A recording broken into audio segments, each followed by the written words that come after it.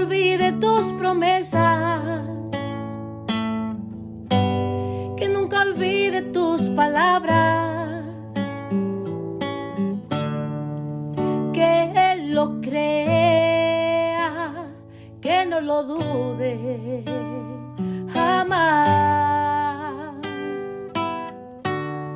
Tu palabra me dice: todo el que pide se le dará, y el que toque a la puerta se le abrirá.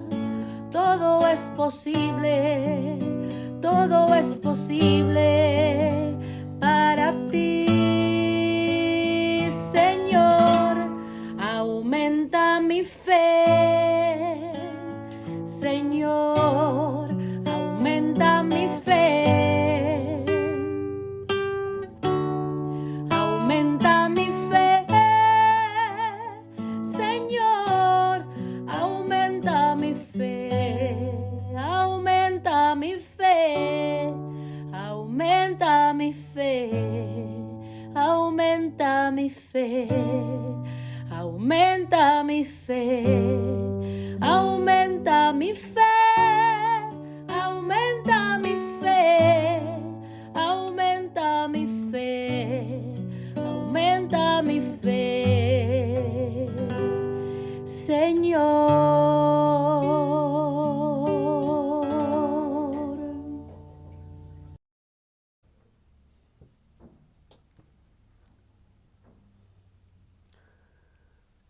Saludos en este glorioso día y bendiciones a los radio creyentes que escuchan Jesús y María Radio, que están sedientos de la palabra de Dios. Les envía un saludo a su hermano Américo Tejada, de la parroquia San Simón Stack San José, que está localizada en el Bronx y pertenece a la Arquidiócesis de Nueva York. Estamos aquí todos los lunes y los domingos de 5 a 6 p.m. hora de Nueva York. En este segmento de estudio bíblico titulado Crece en tu fe, estamos estudiando el Evangelio según San Lucas. El evangelista San Lucas fue discípulo y compañero del apóstol San Pablo, de origen antioqueño. Era pintor y médico, buen conocedor de la lengua griega, hombre culto, escritor con mentalidad histórica. La tradición apostólica consideró desde el inicio este evangelio como texto sagrado, inspirado por Dios. La identidad del evangelista Lucas es por consiguiente es dinámica, quiere transformar los rasgos del creyente en los de aquel en quien se cree. Y este es Jesús, palabra de Dios, que reveló en el suyo el rostro del Padre. Este evangelio es el evangelio de la misericordia. Describe al Señor Jesús como centro del tiempo. En Jesús se cumple tanto el pasado de la promesa hecha a Israel como el futuro de la salvación abierta a toda la humanidad. El evangelista Lucas se dirige a un lector que proviene del paganismo, pero que ya es creyente y que desea conocer cada vez más a fondo el rostro amado de su Señor y Salvador, Jesús. Estamos en el capítulo 1 del Evangelio según San Lucas, pero antes vamos a comenzar con una oración y lo hacemos en el nombre del Padre, del Hijo y del Espíritu Santo. Señor, que todo lo que hagamos este día inicie con tu bendición y termine con tu ayuda. Que todo lo que digamos este día sea motivado por tu amor e inspirado por tu gracia. Que nuestras obras de este día reciban tu inspiración y perduren en tu paz. Todas estas cosas, Padre Celestial, te las pedimos en el luz y poderoso nombre de tu Hijo Jesús, que vive y reina en uno del Espíritu Santo, quien es Dios, por los siglos de los siglos. Amén. Los créditos de estudios bíblicos son dados al Padre Silvano Fausti, a la Biblia de Jerusalén y a la hermana Evelyn Morán y su ministerio de música. A los hermanos y hermanas que viven en el Bronx, para invitarlos a nuestro ciclo de oración de la parroquia San Simón Stack San José, que está localizada en el 2191 Valentine Avenue, esquina calle 182, comenzando con la misa a las 7:30 p.m. todos los viernes por la noche. Para anunciarles que también tendremos una misa de sanación el segundo viernes de cada mes a las 7:30 p.m. Se impartirá el sacramento de la unción de los enfermos y también se orará por los enfermos. Así que traigan sus enfermos o vengan para orar por ellos. Habrá acceso para personas en sillas de ruedas. En el segmento anterior decíamos que estamos en el capítulo 1 del Evangelio según San Lucas, que habla de Zacarías, el futuro padre de Juan el Bautista. Y decíamos que el hombre es un sacerdote. Se subraya su pertenencia al pueblo de la promesa para indicar que Dios cumple lo que ha dicho. Su nombre, Zacarías, significa Dios se ha acordado. Su nombre declara el motivo por el cual Dios interviene. Se acuerda de su promesa, de su amor y de su misericordia. Pertenece al grupo de los Abías, que significa Dios es Padre. Este es el motivo por el cual Dios no puede dejar de acordarse, porque si mi padre y mi madre me abandonan, el Señor me acogerá, lo anuncia el Salmo 27. En efecto, hermano que me escuchas, Él me ha formado y no puede olvidarse de mí, lo anuncia Isaías en su capítulo 44 y el Salmo 139. Aunque una mujer se olvidara de su hijo y no se conmoviera por el fruto de sus entrañas, Él no puede olvidarse de mí, lo anuncia Isaías 49. También su esposa es de estirpe sacerdotal y se llama Isabel, que significa Dios es uno por quien se puede jurar, o bien Dios es mi fortuna, mi saciedad. Hermanos, será la primera en regocijarse al constatar el cumplimiento de la promesa que Dios había hecho con juramento a Israel. Y el versículo 6 se lee: los dos eran justos. Hermanos, este par de personas es figura del verdadero Israel. Son justos ante Dios.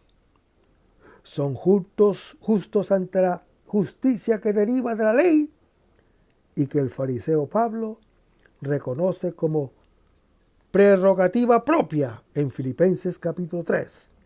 Sin embargo, hermano que me escuchas, esta justicia no da la salvación, no da la alegría de una vida, no da el derecho de una promesa o a una promesa. Y el versículo 7 se lee: y no tenían hijos. El evangelista Lucas no dice eran justos, pero no tenían hijos, sino y no tenían hijos.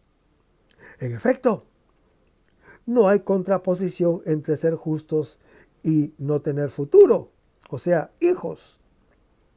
A pesar de toda conveniencia o razonamiento contrario, la experiencia muestra que el justo no tiene una suerte mejor que los otros. Lo anuncia Lucas capítulo 23. Aún más, es más desafortunado y parece que, normalmente, las buenas acciones no queden sin castigo. Puede ser que esto no resulte consolador, pero ¿no es verdad que el justo carga con la injusticia, el manso con la violencia, el inocente con el atropello? Así como las noches siguen a los días, así también las tribulaciones siguen a las buenas acciones. Con frecuencia, al justo, a pesar de todo, o a pesar de toda apariencia contraria, no le corresponde el bien, sino el mal sobre esta tierra. El único bien que le espera, con seguridad, es la promesa de Dios, que le brinda el don de su amistad y le ofrece un futuro. Pero, ¿cuándo? ¿Acaso Dios ha olvidado su promesa? Así se queja a menudo el justo en el Salmo 44, en la figura de Zacarías e Isabel. Existe el drama del profeta Job en el Antiguo Testamento, el drama de toda esperanza humana. Ser justos es un deber, pero no ofrece felicidad ni vida. Es la esterilidad del hombre, incapaz de producir la propia salvación. Dios se la ha prometido no solo porque es incapaz de procurársela, sino también porque si se la procurara, no sería un don. Solo el don es salvación. Dios intervendrá en los diferentes intentos del justo solamente después de que éste haya reconocido la propia imposibilidad. Por eso, los dos son presentados ya como de avanzada edad y estériles. Una constante en la acción de Dios es obrar con base en su fidelidad y en el recuerdo de su amor hacia nosotros. No con base en nuestra fidelidad ni en nuestro recuerdo. Él, o sea, el Señor, cumple su promesa. No nuestros intentos. La esterilidad de esto sirve para revelar el carácter absoluto del don. Por eso actúa solamente cuando el hombre declara su propia imposibilidad. En efecto, Dios es el Salvador y su acción desde siempre es la de dar un futuro a quienes no la tienen. Hermanos, Zacarías e Isabel concluyen la historia de la esterilidad común de los patriarcas de Israel desde el comienzo. En ellos revive y se consume el drama de Abraham y de los primeros padres, según lo anuncia Génesis capítulo 18. El drama de esto y de todo el pueblo es que, después de tantos siglos desde la promesa, aún no ha logrado producir el Salvador. Hermanos, el hombre es estéril frente a la salvación. Le es imposible procurarse lo único esencial. Dios ama impulsar hasta el fondo esta situación, no por sadismo, sino para conducir al hombre a reconocer lo imposible del que necesita. Precisamente del imposible el hombre tiene necesidad, porque es ni más ni menos la necesidad de Dios. Solo así puede reconocerlo como un don y es capaz de acoger a ese Dios que le ofrece precisamente lo imposible. Es decir, hermano que me escuchas, su misma persona. La fe que acepta la salvación es ante todo confianza en Dios, no en las cosas que promete. Junto con sus promesas, Él se compromete con nosotros. Y el versículo 8, 9 y 10 leemos en el santuario. Después de presentar a los protagonistas, ahora se presenta el lugar. El relato del evangelista Lucas comienza y termina en el templo, morada de Dios. Toda la vida del hombre, lo sepa él o no, está orientada hacia Dios. De lo contrario, está orientada hacia la nada. Él es el centro de la estructura del hombre, cuyo espacio tiene como ombligo el templo, cuyo tiempo tiene una finalidad, la fiesta, cuya acción tiene como norma la ley mosaica. Hermanos, el templo de Jerusalén es el lugar de la vida, de la fiesta y de la ley mosaica. El hombre tiende hacia Dios como impulso inalienable de su deseo. No se puede prescindir de eso, aunque uno es consciente de lo que no podrá alcanzarlo. El templo de Jerusalén, que es vida, que es fiesta y es ley mosaica, es el lugar donde el creyente reconoce a Dios como Dios, dentro de la propia existencia. Al mismo tiempo, es también el lugar donde se reconoce a sí mismo como creyente limitado y mortal, y reconcilia la tensión entre su deseo infinito y su realidad finita, mediante la alabanza y la bendición.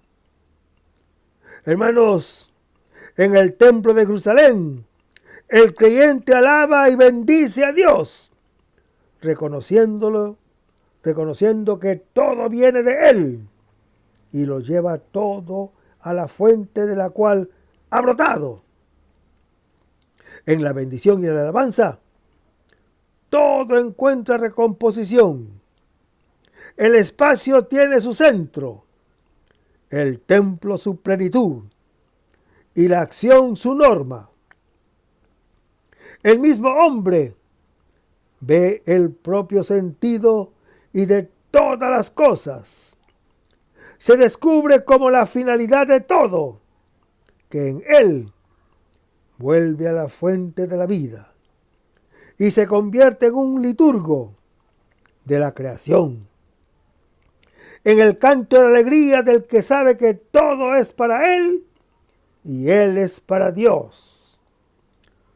Todo lo que existe es un don de amor para él, lo anuncia Génesis capítulo 1.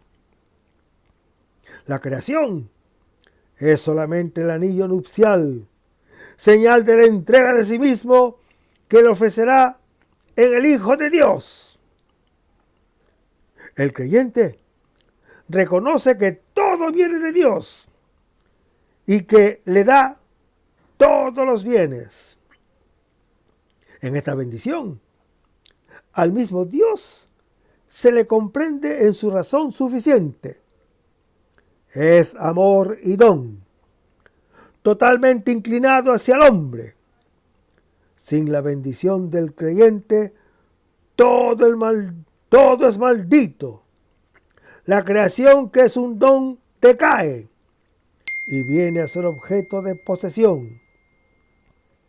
Se desprende de su fuente y viene a ser llaga infectada y mortal.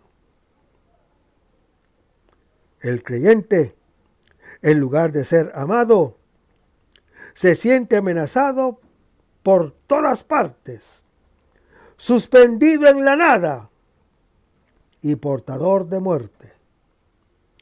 El mismo Dios es cubierto con la máscara mentirosa de su enemigo y viene a ser un Dios al que hay que maldecir. Principio de todos los males y de todos los sacrificios. Hermanos, en la bendición y en la alabanza, todo recobra sentido. La alabanza a Dios a través de toda la creación es la finalidad del creyente. Por medio de ella, el creyente goza con la misma alegría de Dios a través de todas sus criaturas. Y en el versículo 11 se lee: se le apareció el ángel del Señor. Hermanos, Dios interviene en la historia mediante su ángel, que significa anunciador. Interviene a través de la palabra que Él anuncia directa o indirectamente. Dios, que con el poder de la creación ha hecho a su socio, puede comunicar con Él solamente mediante la impotencia de la palabra. La palabra es siempre impotente, porque puede ser acogida o rechazada. Ella es comunicación o comunión, interpelación y provocación de la libertad. Hace al creyente responsable, capaz de responder a Dios, que se ha hecho su interlocutor. Hermanos, en este diálogo con Él, el creyente se constituye como persona y es engendrado como hijo de Dios. En efecto, hermano que me escuchas, el creyente es engendrado por lo que escucha, formado por la palabra a la cual presta oídos y responde. Con esta palabra, el mismo Dios llama al corazón del hombre para unirse a Él. La promesa es su promesa de amor. En efecto, si la creación es el anillo, la palabra de la promesa es la diadema nupcial de aquel que será esposo. En el Antiguo Testamento, los ángeles son los siervos del Señor, ejecutores de su palabra en favor del creyente. Lo anuncia el Salmo 103. Son la misma revelación de Dios por cuanto le habla al creyente. Cuida de él y se pone a su servicio. Puede parecer extraño, pero es cierto. Mientras en todas las religiones el hombre se siente al servicio de Dios y le sacrifica la vida, en Israel es Dios quien se pone al servicio del hombre desde la creación y desde el Éxodo. En efecto, hermano que me escuchas, servir significa en concreto amar. Dios es todo servicio para el creyente. Si al principio le dio la vida, al final entregará por él la propia vida. El servicio verdadero del creyente a Dios consiste en aceptar a ese Dios siervo, reconocer su amor y bendecirlo. La tentación diabólica es rechazarlo, quizá por indignidad. Lo anuncia Juan capítulo 13. El que acepta a este Dios y escucha su palabra, viene a ser el creyente nuevo, a imagen y semejanza de Dios, que es amor, que es don y que es servicio. Y el versículo 12 se lee: se turbó. Hermanos, la visita del ángel suscita turbación y temor en Zacarías. La primera reacción frente a la irrupción de lo divino es siempre el miedo. El hombre descubre que es pequeño frente al que es inmenso. Dios se diferencia del ídolo porque no es a imagen del hombre, ni conforme con su peso y medida. Es distancia abismal y perturbante que nos arroja en un espacio sin límites, con la percepción de que Él es totalmente otro. Es el santo. Nace el temor de Dios. Principio de sabiduría, lo anuncia el Salmo 111 y Proverbios capítulo 1. Si es verdad que el temor de Dios sin amor es imperfecto, es cierto que el amor a Dios sin temor no es nada. En efecto, hermano que me escuchas, no se referiría al que en 3 veces grande y santo, sino a un ídolo cualquiera. El encuentro con él provoca temor y confusión. Hay desconcierto en los equilibrios de una vida calculada sobre el borde de lo posible, totalmente en este lado de lo imposible, abismo del cual es deseo y miedo, necesidad y rechazo, ausencia y negativa. Y en el versículo 13 se lee: no temas. Son las primeras palabras del ángel a Zacarías. El miedo frente a la santidad de Dios, además de ser una señal de que estamos realmente delante de Él, es también señal de nuestro pecado. Lo anuncia Génesis capítulo 3. Viene de la mentira originaria de la serpiente, que presenta un Dios de muerte, un Dios déspota y un Dios envidioso, en Génesis capítulo 3. El hombre ignora que toda su grandeza es amor y servicio hacia su debilidad. El estribillo de Dios, que busca al hombre temeroso que huye de él, es: no temas. Solo a Moisés, que lo ignoraba y por consiguiente no tenía miedo ante la zarza ardiente, le dice que tenga miedo, para que se dé cuenta de que está en su presencia. Lo anuncia Éxodo capítulo 3. Hermanos, el miedo inmenso de ese encuentro tiene con el otro plato de la balanza una palabra que da seguridad ilimitada. Su grandeza no está contra nosotros, sino que es para nosotros, lo anuncia Romanos capítulo 8.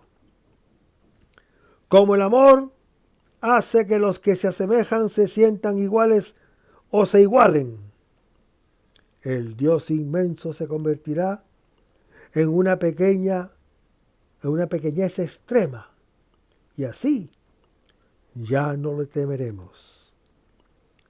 Seguimos leyendo el versículo. Tu petición ha sido escuchada. No se dice, sino aquí indirectamente, que Zacarías haya rezado. Ciertamente, ante los ojos de Dios, su misma situación ya es oración. La necesidad de tener un hijo es sentida como una petición para el corazón del Padre Celestial. Pero es menester que el hijo ore para que sepa recibir el don. No hay don sin deseo. En griego, la misma palabra oración, deesis, significa también necesidad. La necesidad mueve la oración como un deseo del don. El hombre, por su naturaleza, es necesitado de Dios, porque ha creado a su imagen y semejanza. Por eso es esencialmente súplica. Solo en su rostro encuentra el propio. Sin la invocación de Dios, el creyente carece de rostro y expresa con una imprecación esa carencia indebida. Seguimos leyendo el versículo. Isabel, tu mujer, te dará a un hijo. Hermanos, la promesa de Dios es la de dar un futuro a quienes no lo tiene o a quien no lo tiene. Dar un sentido a quien carece de él. La historia de la salvación germina en plena fecundidad precisamente en la que es estéril. Esta persona está en condiciones de recibir el don como un verdadero don. Lo imposible revela que la acción es de Dios. Es Él quien obra y solo Él. Antes de que haya constatado lo imposible, Dios no actúa porque sería inútil. No existe cierre ni distancia que no se pueda abrir o aproximar por obra de Él, que trae la salvación. Más aún, hermano que me escuchas, el abismo de la misericordia revela la miseria, o el abismo de la miseria se revela mejor por su gracia. Seguimos leyendo el versículo. A quien pondráis por nombre Juan. Hermanos, el fruto de Zacarías e Isabel, como el de toda historia humana, aunque sea producido por esta tierra, es siempre un don del cielo. Juan significa don de Dios. Es su don, que es Juan, porque él se acuerda. ¿Cómo lo anuncia Zacarías? O lo que significa el nombre Zacarías, de su paternidad. Dios lleva a su cumplimiento su juramento en la hermana Isabel, esposa de Zacarías. Los dos nombres, además del mismo relato, dicen las características esenciales de la fe hebreo-cristiana. Y el versículo 14 se lee: será para ti gozo y alegría. Hermanos, la finalidad de la acción de Dios es la alegría del creyente. La alegría es el perfume de Dios, señal de su presencia. El evangelista Lucas, a quien denominan también el evangelista de la alegría, subraya continuamente este aspecto. Y el versículo 15 se lee: será grande ante el Señor. Se enumeran los motivos de esa alegría. El valor del creyente es el ojo del otro. Uno existe en la medida en que es amado y visto por el otro, porque el corazón va donde va el ojo, y el ojo a donde lleva el corazón. Para cada creyente, el espacio vital es el ojo del otro, que le da o le quita el respiro. Hermanos, la grandeza de Juan es absoluta ante el Señor. La verdad del creyente es la mirada de Dios sobre él, lo anuncia el Salmo 139, que lo encuentra muy hermoso. Lo anuncia Génesis capítulo 1. Tan hermoso que queda reducido por él hasta el punto de decirle con pasión: me robaste el corazón, aparta de mí tus ojos, tu mirada me turba, como lo anuncia el Cantar de los Cantares, capítulo 4. Seguimos leyendo el versículo. No beberá vino, estará lleno del Espíritu Santo. Esto significa 3 cosas. Primero, será nazireo, consagrado a Dios, como se denuncia en Jueces capítulo 13. De aquí su grandeza y su fuerza. Segundo, no será grande por vertigios y embriagueces artificiales, y su palabra no estará inspirada por ebriedad o deseos humanos, como la de los falsos profetas, sino por Dios, por su promesa y por su Espíritu Santo. De este estará lleno ya desde el seno materno, porque desde el principio conocerá al Señor. Tercero, Juan no es el Mesías. Beber vino es la fiesta tranquila y convivial de quien, estando desde hace tiempo en la tierra prometida, goza de su último fruto. Juan, como todo el Antiguo Testamento, aún no ha llegado, a diferencia de Jesús, el esposo esperado, que, por consiguiente, come y bebe, lo anuncia Lucas capítulo 5. Por eso, entre los nacidos de mujer, no existe ninguno más grande que Juan, pero el menor en el reino de Dios es más grande que él. Lo anuncia el Señor Jesús en Lucas capítulo 7. Y en los versículos 16 y 17 se leen: a muchos de los hijos de Israel los convertirá al Señor su Dios. Hermanos, Juan camina en la presencia del Señor y precede su rostro como el último profeta que habla de él. Luego, él mismo se manifiesta. Es el último que viene con la fuerza de Elías, el profeta, padre de los profetas que lo han esperado y anunciado. En él, la fuerza de Israel llega a su conclusión. La última estrella anuncia los albores del día del Señor, como está en Malaquías capítulo 3.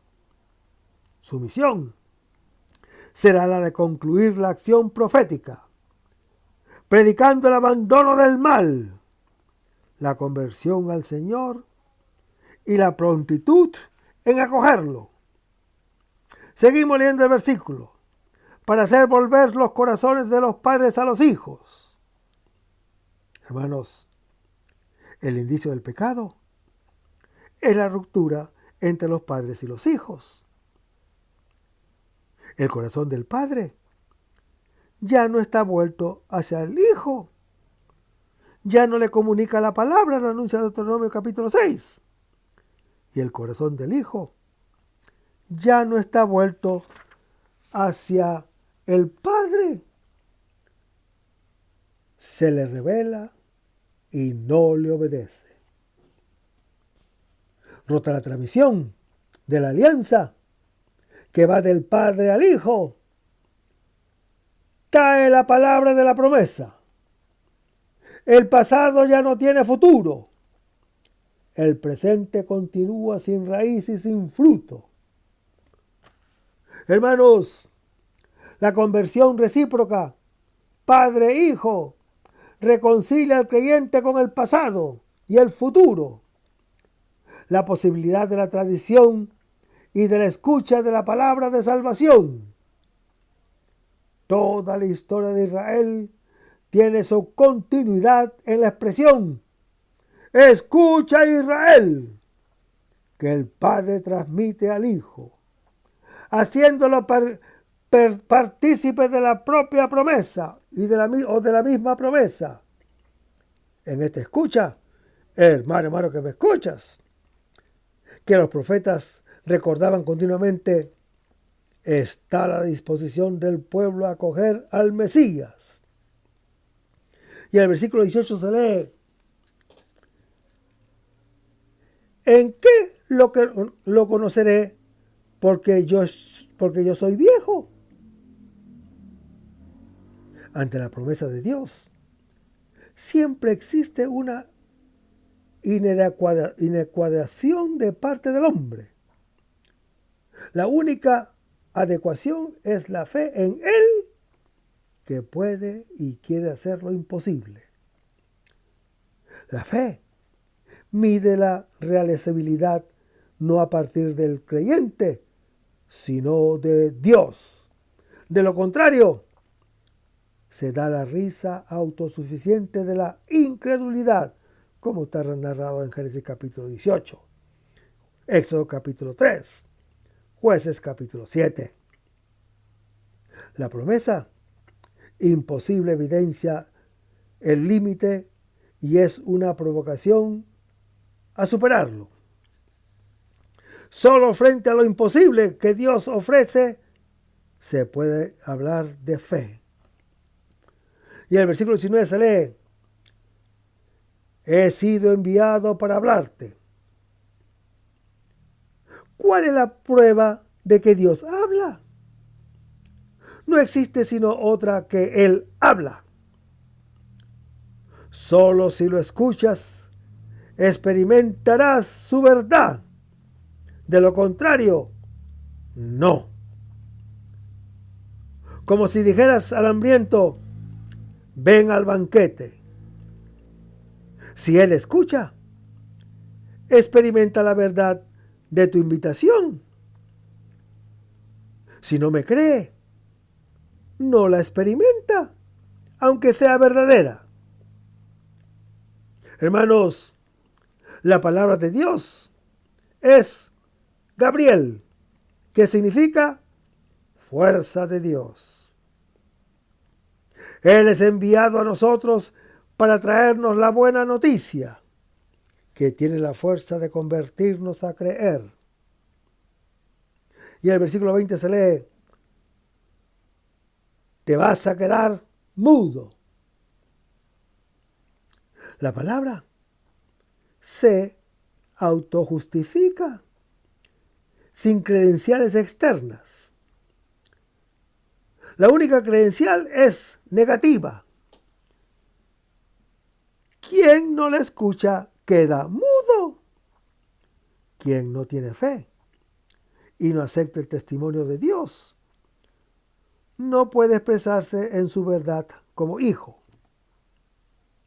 El hombre sin fe queda radicalmente inexpresivo e inexpreso frente a la propia limitación.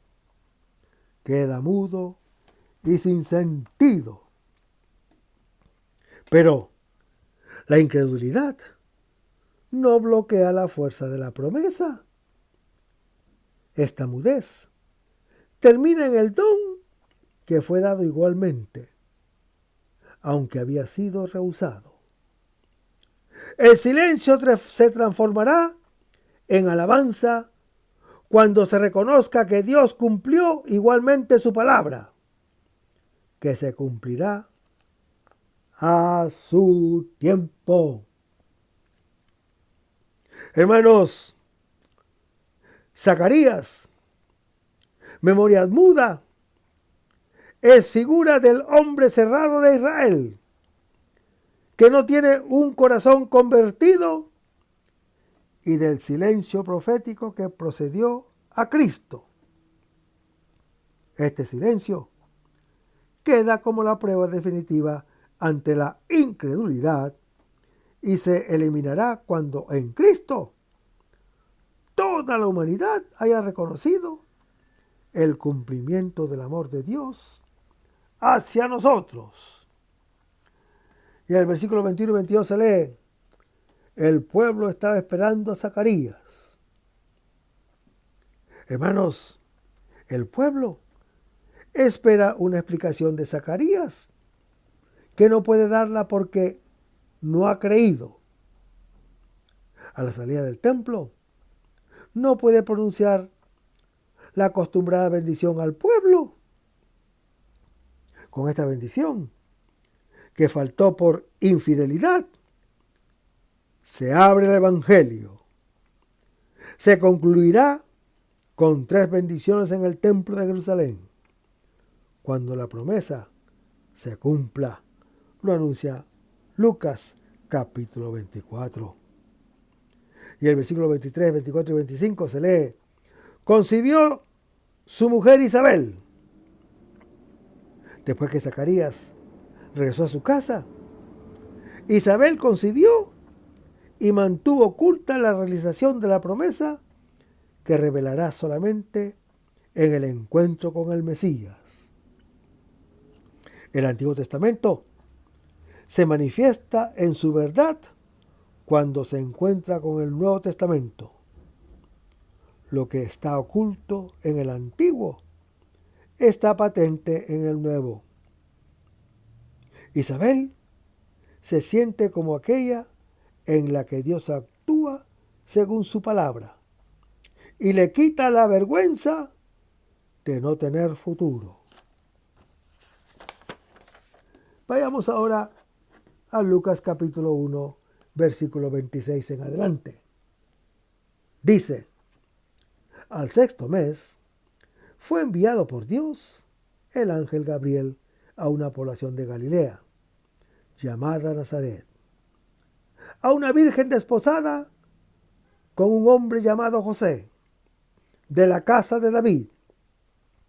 La virgen se llamaba María.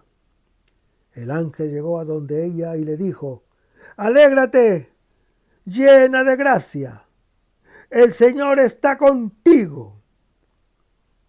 Ella se conturbó al oír estas palabras y se puso a pensar qué significaría este saludo. El ángel le dijo, no temas, María, que Dios ha tenido predilección por ti. Vas a concebir y dar a un hijo varón, dar a luz a un hijo varón, y le pondrás el nombre de Jesús. Él será grande, más aún se le reconocerá como hijo del Altísimo. El Señor Dios le dará el trono de su padre David. Reinará sobre el pueblo de Jacob para siempre, pues su reinado no tendrá fin. María le preguntó al ángel, ¿cómo será esto? Pues no conozco varón. El ángel le respondió, el Espíritu Santo vendrá sobre ti, y el poder del Altísimo te cubrirá con su sombra. Por eso, a tu hijo lo llamarás santo e hijo de Dios. Isabel, tu parienta, también ha concebido un hijo, a pesar de su vejez. Y ella, que decían que era estéril, está ya de 6 meses, porque ninguna cosa es imposible para Dios. María contestó, he aquí la esclava del Señor, hágase en mí según tu palabra. El ángel, dejándola, se fue. Por la mañana, al mediodía y por la tarde, 3 veces al día, suenan las campanas. Es el Ave María. El saludo del ángel marca el comienzo, el centro y el final del día. El Ángelus y el Ave María hacen que la Anunciación sea el relato de la Escritura más conocida y repetido. La vida cristiana lleva en su corazón y tiene como principio y como finalidad la encarnación del Verbo. al estar centrada en este misterio, es una continua actualización. Es el hoy, es el sí que atrajo a Dios al mundo. Hermanos, la Virgen María es figura de todo creyente y de la iglesia entera. Lo que le ha sucedido a ella debe sucederle a cada uno de todos nosotros, los creyentes. El sí del hombre que acoja y engendra el verbo, del cual todo tiene su principio, es la misma finalidad de la creación. La escena anterior se desarrollaba en el templo de Jerusalén. Ahora, en la casa, porque Dios finalmente ha encontrado la casa de la cual el templo es figura. Hermanos, el misterio puede captarse en varios aspectos, según si se considera a María, la Virgen, como tipo del creyente, ápice del mundo, resto de Israel, realización de la promesa. El modo más adecuado es el de colocarse con un golpe de ala de la misma parte de Dios. Es el encuentro que Él buscó desde toda la eternidad, el momento en vista del cual comenzó el tiempo, coronamiento de su sueño de amor, premio de su trabajo, recompensa de su fatiga. Finalmente, hermano que me escuchas, desde las profundidades de su creación, que se alejó de Dios, se levanta un sí capaz de atraerlo. Y Él viene y se une y se compromete para siempre. Grande fue la alegría de Dios al poder decirle a María, alégrate. El esposo finalmente, después de muchos dramas, encuentra a la esposa de su corazón. Finalmente tiene término su sufrimiento. Es abrazado por aquel a quien ama. Su ofrecimiento encuentra manos que la acogen. Y los grandes brazos del mundo comprenden, conciben y estrechan a aquellos sin lo cual el hombre no es hombre. El amor es amado. Ha encontrado una casa donde puede habitar. Y la casa del creyente ya no está desierta. Hermanos, la encarnación tiene un carácter pasional. Revela la pasión de Dios. Es el comienzo de las bodas entre Dios y la humanidad. El principio de un amor que será más fuerte que la muerte, como lo anuncia Cantar de los Cantares, capítulo 8. El relato comienza con el ángel enviado, que significa apóstol, y termina con el ángel que parte. El ángel es la presencia de Dios en su palabra anunciada. Nuestra fe en su palabra lo acoge a Él mismo y nos une a Él. Es el nacimiento de Dios sobre la tierra y del creyente en los cielos. La palabra se hace carne en nosotros y no vuelve a dejarnos, y el ángel puede ir a anunciarla a otros, hasta cuando el misterio que se cumplió en la Virgen María se cumpla entre todos los creyentes. La salvación de todo hombre es llegar a ser como María, la Virgen Santísima. Decir sí a la propuesta de amor a Dios. Dar carne en su cuerpo a su Verbo eterno. Engendrar en el mundo al Hijo de Dios. Hermanos, este pasaje, colocado al comienzo del Evangelio, es su clave de lectura. Cada relato que sigue me propone, como a la Virgen María, que me alegre. Me dice un aspecto de mi nombre, que significa lleno de gracia, y del nombre de Dios, el Señor está contigo. Y me ofrece el verbo que espera mi sí para hacerse carne en mí, con la fuerza del Espíritu Santo. Y el resto, hermano que me escuchas, lo vamos a ver en el próximo segmento. Vamos a despedirnos con una oración y lo hacemos en el nombre del Padre, del Hijo y del Espíritu Santo.